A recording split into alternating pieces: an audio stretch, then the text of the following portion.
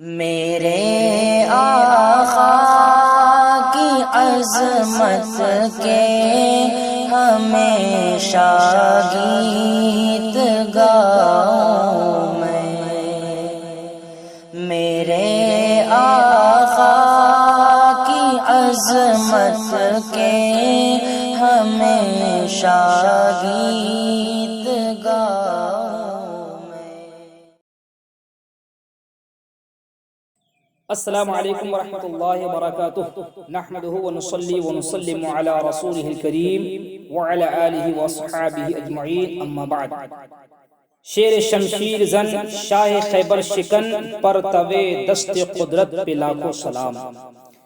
معزز سامعین، شیر خدا حضرت سیدنا علی مرتضی رضی اللہ تعالی عنہ کی شجاعت و بہادری شہرِ آفاق ہے۔ عرب و عجم میں آپ کی قوت بازو کے سکے بیٹھے ہوئے ہیں۔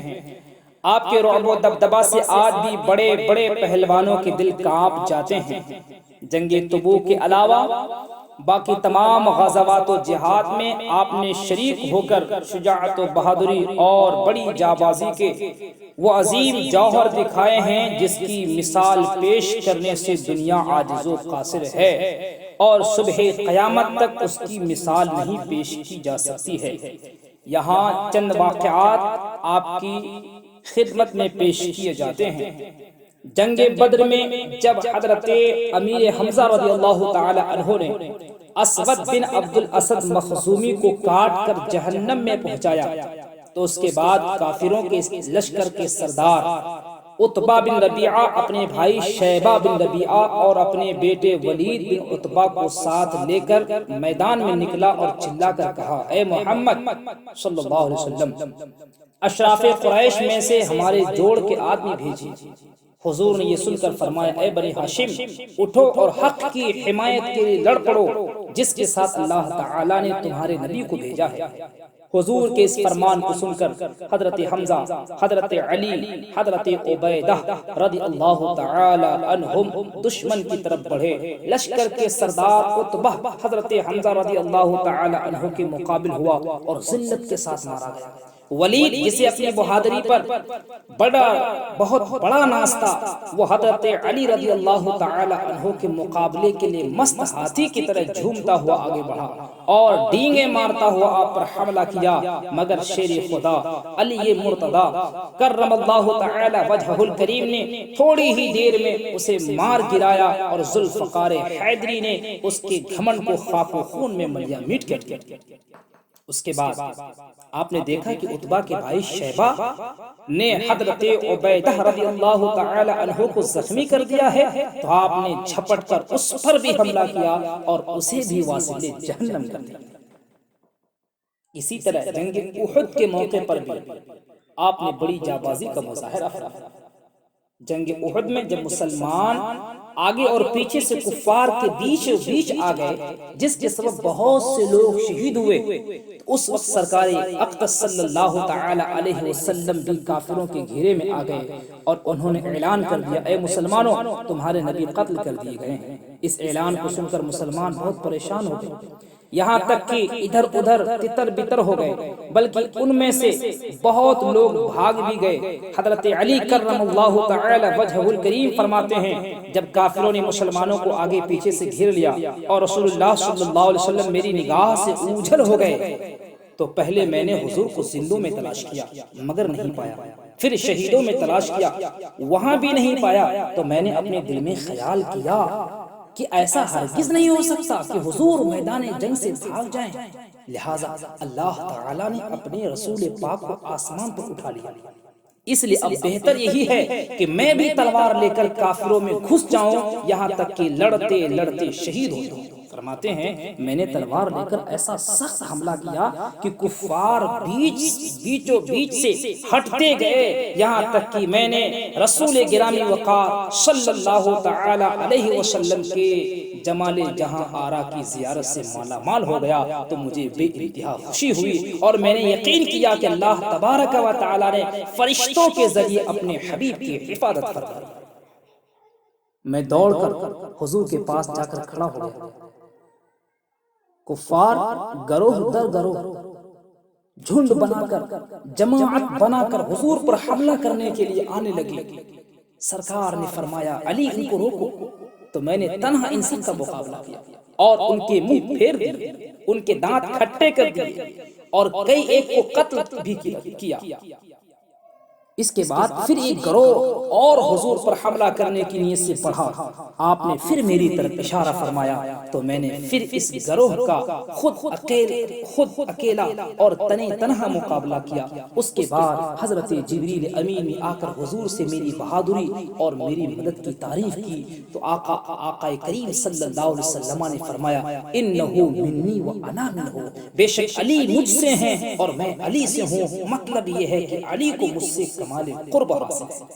نبی کریم علیہ الصلوۃ والتسلیم کی اس فرمان کو سن کر حضرت جبریل امین نے بھی عرض کیا وَأَنَا مِنْكُمَا، اور میں تم دونوں میں سے ہوں۔ سرکار اقدس صلی اللہ علیہ وسلم کو نہ پا کر حضرت علی رضی اللہ تعالی عنہ کا شہید ہو جانے کی نیت سے کافروں کے جتھے میں تنہا گھس جانا اور حضور پر حملہ کرنے والے جماعت در جماعت، گروہ در گروہ لشکر سے تنہا اکیلے مقابلہ کرنا آپ کی بے مثال شجاعت و بہادری اور انتہائی دلیری کی خبر دیتا ہے۔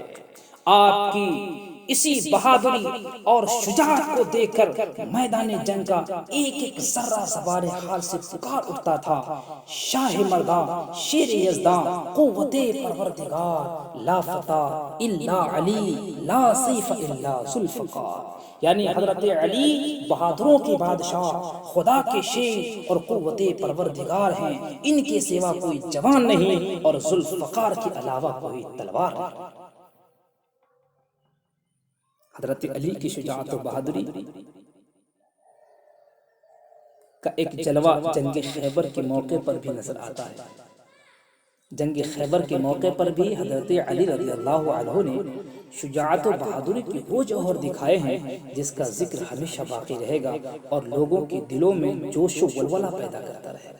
خیبر کا قلعہ جو مرحب کا پائے تخت تھا، اس کو فتح کرنا کوئی آسان کام نہ تھا۔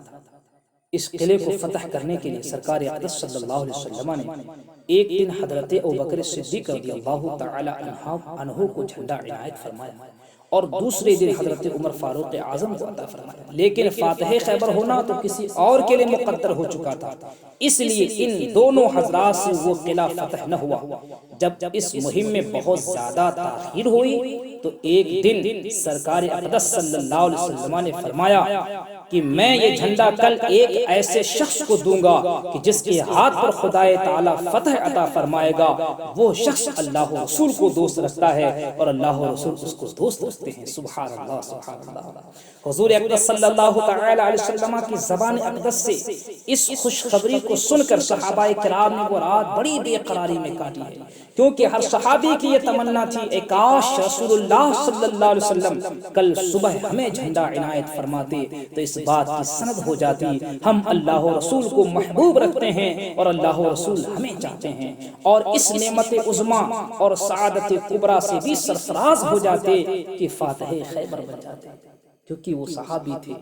ہرگز ان کا یہ عقیدہ نہیں تھا کہ حضور صلی اللہ علیہ وسلم کو کل کیا ہونے والا ہے، حضور کو کیا خبر، بلکہ ان کا یہ عقیدہ تھا کہ اللہ کے محبوب دانائے خفایہ و غیوب جناب احمد مجتبیٰ محمد مصطفیٰ صلی اللہ تعالی علیہ وسلم نے جو کچھ فرمایا ہے وہ کل ہو کر رہے گا، اس میں ذرہ برابر فرق نہیں ہو سکتا۔